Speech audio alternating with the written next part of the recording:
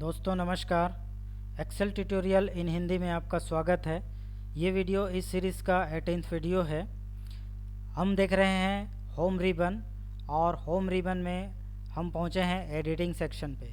आज हम देखेंगे फिल ऑप्शन। फिल ऑप्शन क्या है, क्या काम करता है, उसको पहले समझ लेते हैं। फिल आपको किसी वैल्यूज़ को बहुत सारे सेल्स में ऑटोमेटिकली फिल करने की सुविधा प्रदान करता है।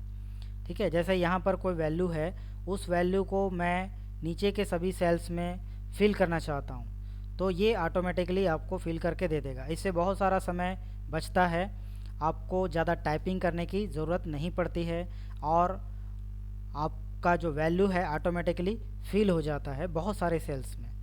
ठीक है, तो हम देखते हैं इसको ये कैसे वर्क करता है। सपोज़ मैं एक छोटा सा एग्जांपल यहाँ पे लेता हूँ, एक वैल्यू लिखता हूँ, और इस वैल्यू को मैं यहाँ पर इन सारे सेल्स में फिल करना चाहता हूँ। आपको ध्यान में ये रखना है कि सबसे पहले आपको सेल पॉइंटर उस सेल में रखना है जिस वैल्यू को आपको फिल करना है, और उस तरफ आपको सेलेक्ट करना है जिस तरफ आप उस वैल्यूज़ को फिल करना चाहते हैं। सपोज़ मैं डाउन की तरफ इसको फिल करना चाहता हूँ, डाउन की तरफ जो सेल्स हैं यहाँ पर फिल करना चाहता हूँ, तो ऐसा सेलेक्ट करूँगा। यदि मैं राइट के साइड में फिल करना चाहता हूँ तो इस तरह से सेलेक्ट करूँगा। ठीक है, तो आपको सिलेक्शन पे विशेष ध्यान देना है। यदि मैं लेफ़्ट की ओर फिल करना चाहता हूँ तो इधर फिल करूँगा, यदि मैं अप की तरफ फिल करना चाहता हूँ तो इधर करूँगा। ठीक है, मेरे ख्याल से आप समझ गए होंगे। अब इसको हम करके देखते हैं। मैं डाउन की तरफ इसको फिल करना चाहता हूँ, तो डाउन की तरफ सेलेक्ट करके फिल में जाऊँगा। सबसे पहला ऑप्शन डाउन में क्लिक करूँगा। ये देखिए, ये जितना पार्ट मैंने सेलेक्ट किया था उतने पार्ट में इसको फिल कर दिया इसने। ये तो कांस्टेंट वैल्यू हुआ।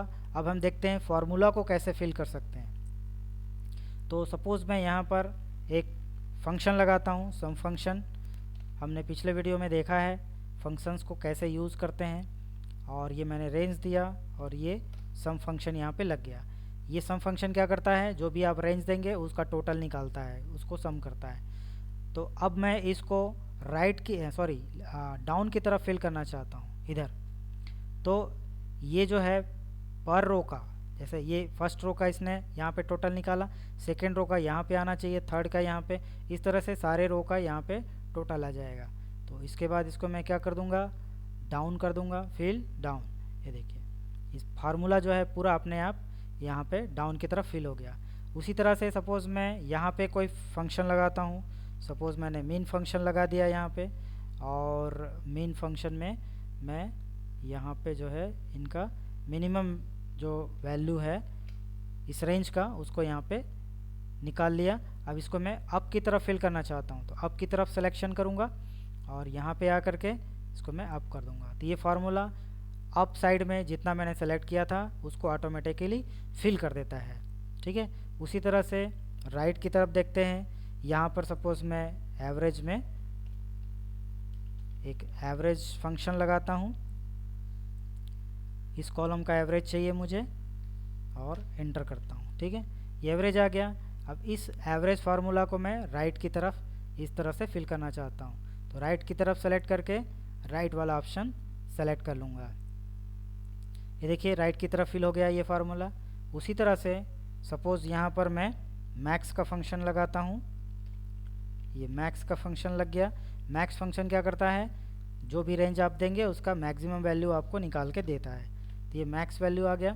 ये मैक्स वैल्यू को मैं लेफ़्ट साइड में इधर इन सभी सेलों में फिल करना चाहता हूँ, तो लेफ़्ट साइड के सभी सेल्स को सेलेक्ट करके यहाँ पे मैं क्या कर दूँगा, फिल लेफ़्ट।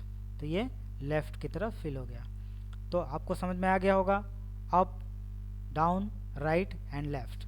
ठीक है, अब सपोज़ मैं ये वैल्यूज़ को दूसरे वर्कशीट में फिल करना चाहता हूँ।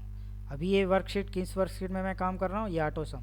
मैं चाहता हूँ ये शीट 5 मेरे पास एक ब्लैंक शीट है, तो यहाँ पर मैं इतने पार्ट को मैं शीट 5 में भी लेके जाना चाहता हूँ, फिल करना चाहता हूँ। ना सिर्फ एक शीट में बल्कि एक से अधिक शीट में भी आप इसको कर सकते हैं। एक से अधिक शीट में करने के लिए आपको क्या करना पड़ेगा, जिस शीट में आपको ले जाना है उसको सेलेक्ट करना पड़ेगा। तो सेलेक्ट करने के लिए आपको क्या करना है, कंट्रोल की दबाना है कीबोर्ड से, और जिस शीट को आपको सेलेक्ट करना है उसको क्लिक करते जाना है। चलिए हम एक और शीट ले लेते हैं। ये तो शीट 5 हो गया, एक और शीट यहाँ पे ऐड कर देते हैं। ये शीट 6 हो गया, ठीक है।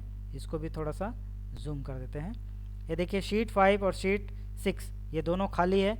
ये दोनों में मैं क्या क्या करना चाहता हूँ, ये जो वैल्यूज़ है उसको फिल करना चाहता हूँ। तो यहाँ पे मैं इसको सेलेक्ट करूँगा, जितने वैल्यूज़ को मैं दूसरे शीट में ले जाना चाहता हूँ, फिल करना चाहता हूँ, और कंट्रोल की दबा के रखूँगा अपने कीबोर्ड से, और उन शीट को मैं क्लिक करते जाऊँगा जिन शीट को मैं सेलेक्ट करना चाहता हूँ, जिन शीट में मैं इस वैल्यू को फिल करना चाहता हूँ। तो इससे क्या होता है, सभी शीट सेलेक्ट हो गए और उसके बाद मैं जाऊंगा फिल में। तो ये देखिए एक्रॉस वर्कशीट जो पहले काम नहीं कर रहा था, जो पहले डिसेबल था, वो इनेबल्ड हो गया, क्योंकि इस फंक्शन को, इस ऑप्शन को काम करने के लिए जो इन्वायरमेंट चाहिए वो आपने इसको दे दी है ना। आपने बहुत सारे शीट को सेलेक्ट कर लिया तो इसको मिल गया उसका जो इन्वायरमेंट है जिसमें वो वर्क करता है। अब इसको क्लिक करना है। तो जैसे ही आप क्लिक करते हैं ये डायलॉग बॉक्स आता है। ये डायलॉग बॉक्स आपसे पूछता है कि आपने जो ये पार्ट सेलेक्ट किया है उसके कौन से हिस्से को आपको फिल करना है। तो आप सिर्फ कंटेंट्स को ले जा सकते हैं, सिर्फ फार्मूला को ले जा सकते हैं, सॉरी फॉर्मेट्स को ले जा सकते हैं, या कंटेंट्स और फॉर्मेट्स दोनों को ले जा सकते हैं। तो सबसे पहले हम देखते हैं फॉर्मेट्स को, ठीक है। ओके करते हैं, यहाँ पे आइए, शीट 6 में आइए, ये देखिए फॉर्मेट यहाँ पे आ गया, ठीक है। उसके बाद शीट 5 में आइए, यहाँ पर भी आ गया, और इसमें कंटेंट्स नहीं आया। जो यहाँ पे कंटेंट्स लिखा हुआ है वो कंटेंट्स यहाँ पे नहीं आया। क्यों? क्योंकि हमने सिर्फ क्या किया था, फॉर्मेट्स को यहाँ पे फिल किया था। तो अब हम इसको क्या कर देते हैं, क्लियर कर देते हैं। शीट 5 में भी आते हैं, इसको भी हम क्लियर कर देते हैं, क्लियर फॉर्मेट्स। अब हम कंटेंट्स को लाना चाहते हैं, ठीक है। तो यहाँ पे सेलेक्ट करिए, सेलेक्ट करने के बाद शीट को भी सेलेक्ट करना है, कंट्रोल की दबा के रखिए और शीट्स में क्लिक करते जाइए तो शीट सेलेक्ट हो जाते हैं। और उसके बाद एक्रॉस वर्कशीट, इस बार हमको ले जाना है कंटेंट्स को, फॉर्मेट्स को नहीं ले जाना है। तो यहाँ पे देखिए सिर्फ कंटेंट्स आएगा, ये देखिए शीट 5 में और ये शीट 6 में, ठीक है। ये शीट 6 हो गया, सॉरी ये मूव हो गया, ये शीट 6 हो गया और ये जो है शीट 5 हो गया, है ना। तो इसको हम अब क्लियर कर देते हैं। अब हम फॉर्मेट्स और कंटेंट्स दोनों को फिल करना चाहते हैं, तो क्या करेंगे, हम इस बार किसको सेलेक्ट करेंगे, ऑल को सेलेक्ट करेंगे। तो यहाँ पे हम इतना पार्ट, सपोज हम इतना पार्ट ले जाना चाहते हैं, इतना पार्ट, ठीक है। तो इसको सेलेक्ट कर लेंगे। उसके बाद जिस सीट में ले जाना है उस सीट को भी सेलेक्ट करेंगे, कंट्रोल बटन दबा करके, और यहाँ पर एक्रॉस वर्कशीट करेंगे और इस बार ऑल को सेलेक्ट करेंगे और ये ओके कर देंगे। तो ये फॉर्मेट्स और कंटेंट्स दोनों को यहाँ पे ले आता है। ये देखिए ये शीट 5 हो गया, ये शीट 6 हो गया, है ना। ये हमारा ऑटो सम वाला है। तो इस तरह से आप वैल्यूज़ को एक से अधिक शीट्स पर भी फिल कर सकते हैं। इसके बाद हम देखते हैं जस्टिफाई। तो जस्टिफाई क्या करता है, जस्टिफाई के लिए हम यहाँ पे आते हैं। यहाँ पे देखिए ये जो यहाँ पे सेंटेंस लिखा हुआ है वो एक सेल में नहीं आ रहा है, यानी एक सेल का जो विड्थ है उससे कहीं ज़्यादा इस सेंटेंस का विड्थ है। हमको इस सेंटेंस के सभी पार्ट्स को एक ही कॉलम में लाना है, अलग अलग सेल्स में। इसको बोलते हैं जस्टिफाई। तो हम क्या करेंगे, यहाँ पर वैल्यू को सेलेक्ट करेंगे, सबसे पहले जहाँ पर वैल्यू है वहाँ पर सेल पॉइंटर लाएंगे और नीचे की तरफ ड्रैग करेंगे। उतना पार्ट सेलेक्ट करेंगे जितने पार्ट में हम इस सेंटेंस को लाना चाहते हैं, जस्टिफाई करना चाहते हैं, और उसके बाद क्या करेंगे, जस्टिफाई कर देंगे। ये देखिए इसको बोलते हैं जस्टिफाई। तो इस सेल में जितना आ सकता है यहाँ पे आ गया, और अगला जो वर्ड है वो इसमें आ गया, और इससे भी ज़्यादा आगे निकल गया वर्ड तो वो इसमें आ गया। इस तरह से ये एक सेल में जितना आ सकता है उतना लिया जाता है। उसके बाद जो अगला जो वर्ड्स है उसको नेक्स्ट सेल में ट्रांसफ़र कर दिया जाता है, और इस तरह से पूरे सेंटेंस को जस्टिफाई कर दिया जाता है, ठीक है। तो ये जस्टिफाई हो गया। अब हम देखते हैं सीरीज़। सीरीज़ बहुत ही इम्पॉर्टेंट है और बहुत ही काम का है, इसको आपको अच्छे से समझना है। सीरीज़ का मतलब होता है कि वैल्यूज़ को फिल तो करेंगे, लेकिन उस वैल्यूज़ में जो पैटर्न है उस पैटर्न को भी मेंटेन करना है, ठीक है। तो यहाँ पर देखिए ये पूरे कॉलम में मैं आपको दिखा रहा हूँ। तो यहाँ पर देखिए 1 के बाद 3 आया, यानी कि यहाँ पे 2 जुड़ा हुआ है ना। और यहाँ पे 2 के बाद 4, तो 2 के बाद 6, तो 2 में 4 जुड़ करके 6 आ गया। 5 के बाद 10, तो एक पैटर्न मेंटेन हो रहा है। 3000 के बाद 4000, जनवरी के बाद फरवरी, 8 AM के बाद 9 AM, 24 के बाद 25 नवंबर, और ये ट्यूसडे के बाद वेडनेसडे। तो एक यहाँ पे क्या हो रहा है, सीरीज़ मेंटेन हो रहा है, एक पैटर्न मेंटेन हो रहा है। तो इसको हम यदि फिल करते हैं, आप यहीं से कर सकते हैं, ये देखिए, तो एक सीरीज़ बनता है। ये देखिए 1 के बाद 3, 3 के बाद 5, 5 के बाद 7, 2 का डिफरेंस, यहाँ पे 4 का डिफरेंस, 2 के बाद 6, 6 के बाद 10, यहाँ पे 5 का डिफरेंस, यहाँ पे 1000 का डिफरेंस, यहाँ पे 1 महीने का डिफरेंस, जनवरी के बाद फरवरी, 1 घंटे का डिफरेंस, ये 1 दिन का डिफरेंस है ना, 24 के बाद 25। तो ये एक सीरीज़ बन जाता है। ठीक है, तो इस सीरीज़ को हम कैसे बनाते हैं वो देखते हैं। अभी हमने जो किया, जैसे यहाँ पे सेलेक्ट करके हमने यहाँ से ड्रैग करके किया, ये ऑटोफिल कहलाता है। ठीक है, एक सीरीज़ का एक टाइप है ऑटोफिल। ठीक है, तो इसको वो ऑटोफिल कहलाता है। सपोज़ हम एक कॉलम लेते हैं और यहाँ पर हम आते हैं सीरीज़ में, ये डायलॉग बॉक्स आता है।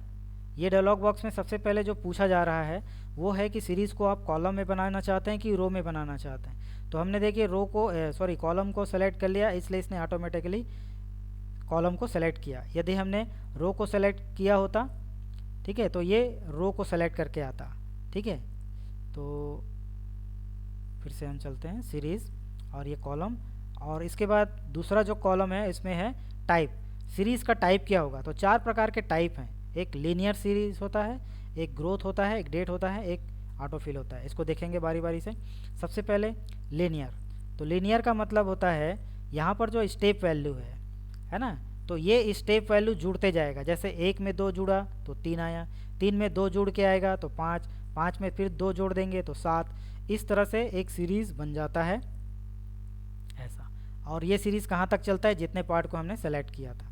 यहाँ तक हमने सेलेक्ट किया था तो यहाँ तक वो सीरीज़ बना के दे दिया। जितना पार्ट आप सेलेक्ट करेंगे उतने में वो फिल कर देगा, जब तक कि आप स्टॉप वैल्यू नहीं देते हैं। ठीक है, स्टॉप वैल्यू क्या होता है वो देखेंगे। तो यहाँ पर देखिए 1 में 2 जोड़ के आया तो 3, 3 में 2 जोड़ दिए तो 5, 5 में 2 जोड़ दिए तो 7। यानी कि ये स्टेप वैल्यू को ऐड करता है, किसमें, लीनियर सीरीज़ में।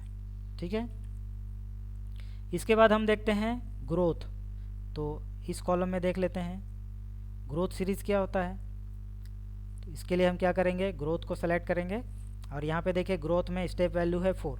तो ग्रोथ का मतलब होता है मल्टीप्लाई करना। जैसे लीनियर में क्या होता है, ऐड करते हैं, तो ग्रोथ में उसको मल्टीप्लाई कर दिया जाएगा। यानी कि 2 में 4 को मल्टीप्लाई करेंगे तो 8, 8 में 4 को मल्टीप्लाई करेंगे तो 32। इस तरह से वो एक सीरीज़ बनाएगा। ठीक है, ये देखिए, तो यहाँ पे देखिए 2 में 4 को मल्टीप्लाई किए तो 8, 8 में 4 को मल्टीप्लाई किए तो 32, 32 में फिर से 4 को मल्टीप्लाई किए तो इतना, और ऐसा ये आते गया। जितना पार्ट हमने सेलेक्ट किया था उतने पार्ट में वो सीरीज़ बना देता है। अब स्टॉप वैल्यू क्या होता है, तो स्टॉप वैल्यू सपोज़ हम इसको लेते हैं और सीरीज़ में आते हैं, लीनियर को ही देखते हैं, स्टॉप वैल्यू 2 रखते हैं, स्टेप वैल्यू 2 रखते हैं और इसको हम कर देते हैं 40। ठीक है, तो इसका मतलब होता है कि ये 2 जुड़ते हुए आएगा। ठीक है, और 2 जुड़ते हुए आने के बाद इसका स्टॉप वैल्यू जो होगा 14। चूँकि हमने सेलेक्ट किया था जो रेंज था वो छोटा हो गया, तो जितना पार्ट हमने सेलेक्ट किया था उतने में वो फिल किया, तो स्टॉप वैल्यू चूँकि ज़्यादा था इसलिए वो आगे नहीं बढ़ पाया।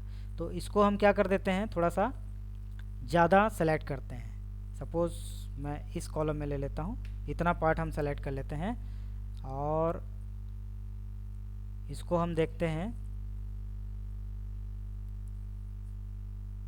Stop value. तो यहाँ पे 4 का हम स्टेप वैल्यू देते हैं और स्टॉप वैल्यू इसको मैं 100 दे देता हूँ। ठीक है, और ये ओके। तो ये देखिए ये 100 तक आया है ना, ये देखिए। ठीक है, तो 98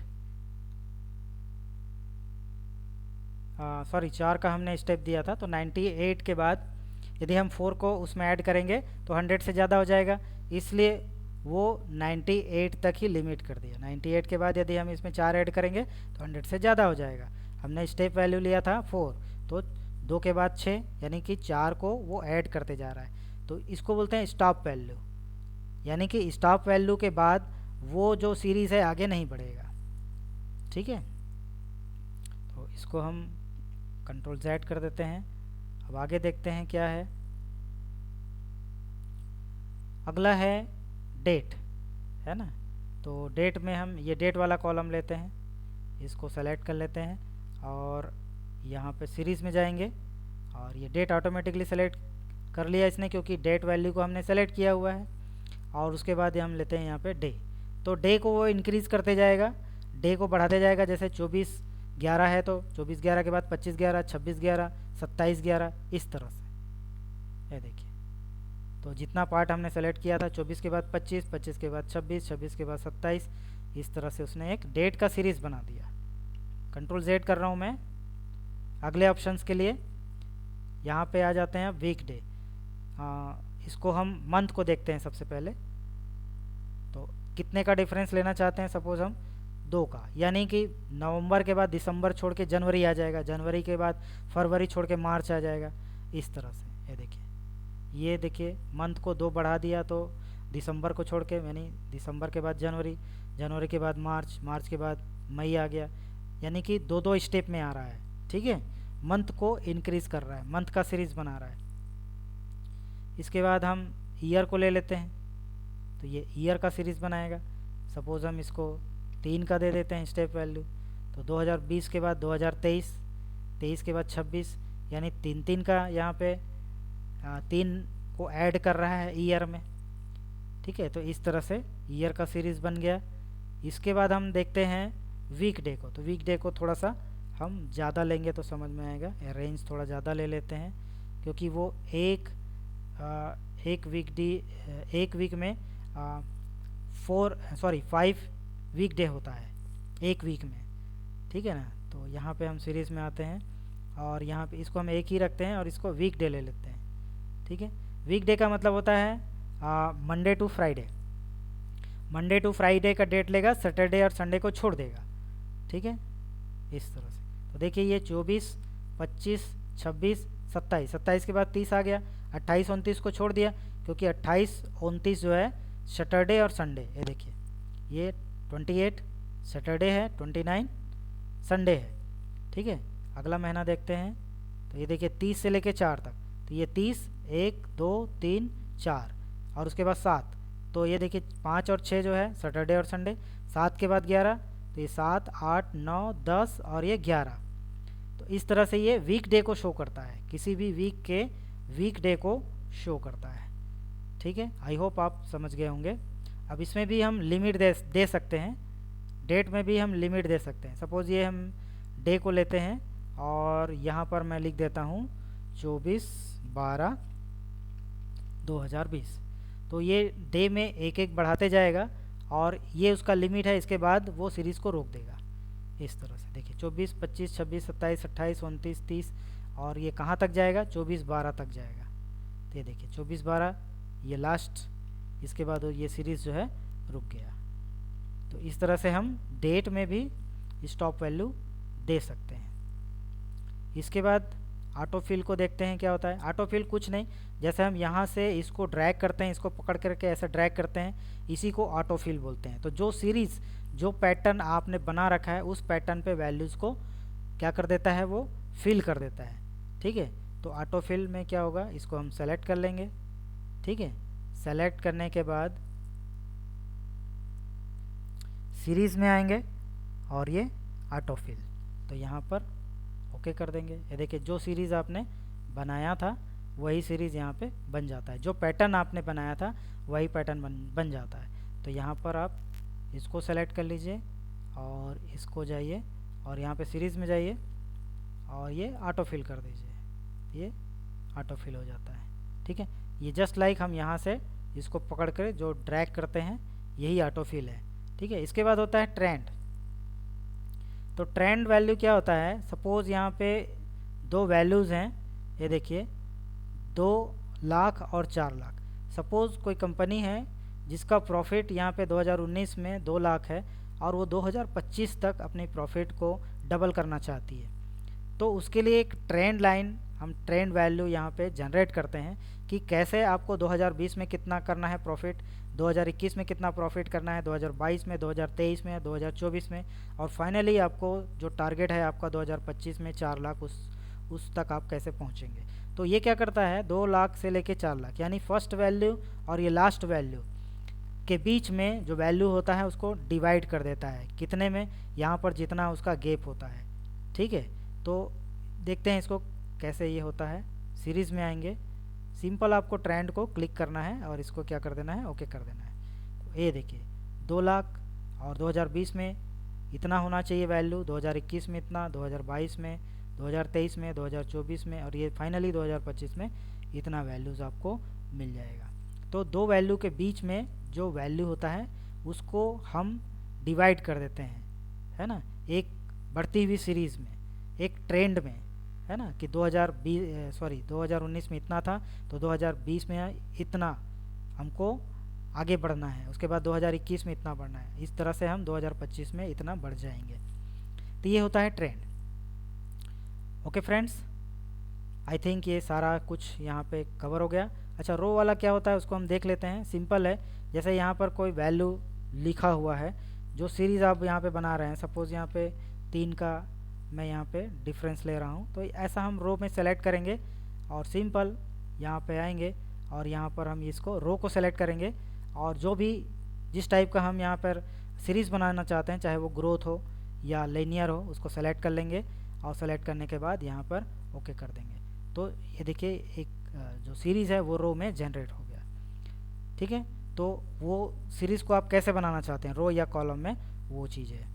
तो इस तरह से हमने देखा कि फील्ड जो ऑप्शन है, फील्ड वाला जो फीचर है एक्सेल का, बहुत ही इम्पॉर्टेंट है और बहुत ही महत्वपूर्ण है। इससे आप अपना बहुत सारा समय बचा सकते हैं।